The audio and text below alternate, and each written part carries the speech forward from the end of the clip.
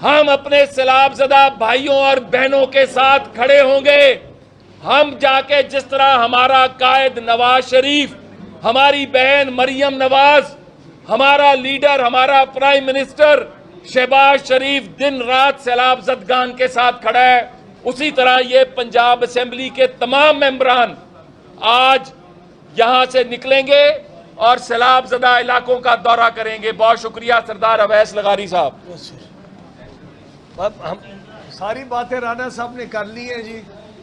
Basic بات یہ ہے کہ سندھ کے 3 کروڑ لوگ اس وقت میٹھا پینے کا پانی کے لیے بوند بوند کے لیے چیخیں مار رہے ہیں. 40 کلومیٹر دور سے بزرگ خواتین اور بچے چل کے ایک سوکھی روڈ کے اوپر آنے کی کوشش کر رہے ہیں، اور عمران نیازی اور پرویز الہی گجرات کے اندر کانسرٹس کر رہے ہیں. وہ لوگ جو 2 نئے صوبے بہاولپور اور ساؤتھ پنجاب نہیں بنا سکے، آج ایک اور پخ اس نے شروع کر دی ہے پرسوں کے جلسے میں سرگودا میں کہ ہر ڈویژن کو صوبہ بناؤ. ملک کی ہر چیز کو یہ مختلف رخ کے اندر لے کے جاتا ہے. اگلا 1 سے 5 سال پاکستان کے سخت ترین معیشت کے ہوں گے. سندھ کی تمام گندم ختم ہو چکی ہے. پنجاب کے سٹاکس نے سندھ کے 3 کروڑ لوگوں کو گندم پہنچانی ہے. پنجاب کے اندر گندم بھی نہیں ہے. اپنی صوبے کو پورا کرنے کے لیے مشکل تھی، اب 3 کروڑ لوگوں کا بوجھ ہے. لوگوں کو اگلی گندم بیجنے کے لیے کھاد اور بیج کے پیسے نہیں ہیں سندھ میں.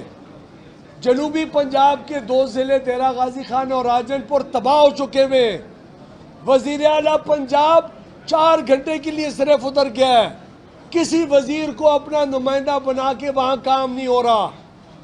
ہمارے کم از کم 3 لاکھ گھر، کچے گھر ڈیرہ غازی خان راجن پور کے اندر تباہ ہو گئے.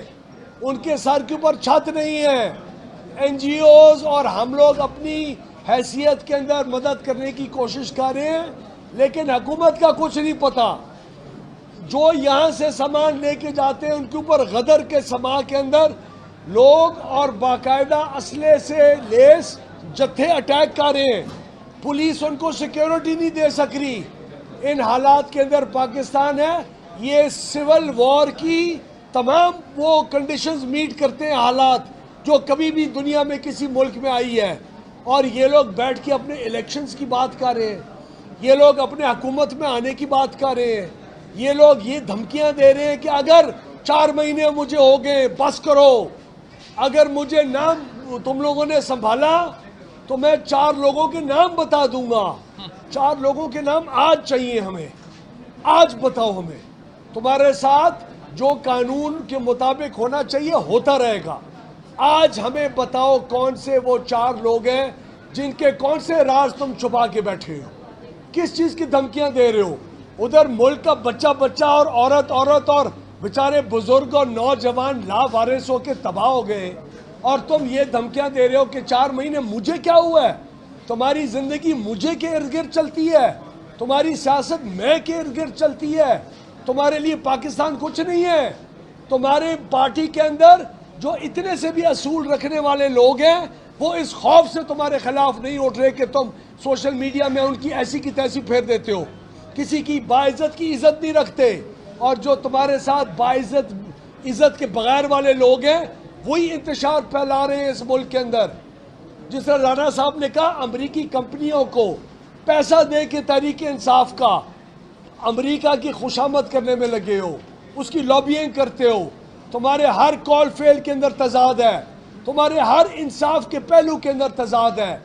کرے دوست محمد مزاری ایف آئی آر کہ اس کے اوپر اٹیک ہوا اسمبلی میں، اسی ایف آئی آر کی ضمنی کے اندر ہم لوگوں کے نام.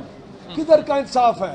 لوگوں کو چاہیے کہ دیکھیں ہم لوگ چاہے جو بھی رجحان ہونا، چاہے جو بھی سیاست کی پارٹی آج کل فیشن میں ہونا، ہم لوگ حقیقت کا بیان کرتے رہیں گے.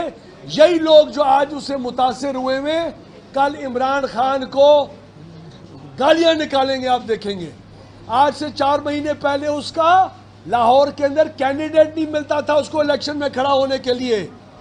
وہ لوگ بھول گئے. آئندہ الیکشن میں بھی کینڈیڈیٹ نہیں ملے گا, یہ ایکسپوز ہوگا انشاءاللہ. شکریہ. بہت شکریہ.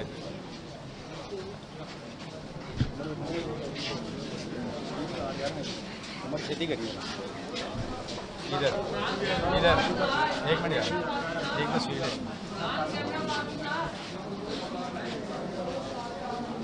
بس.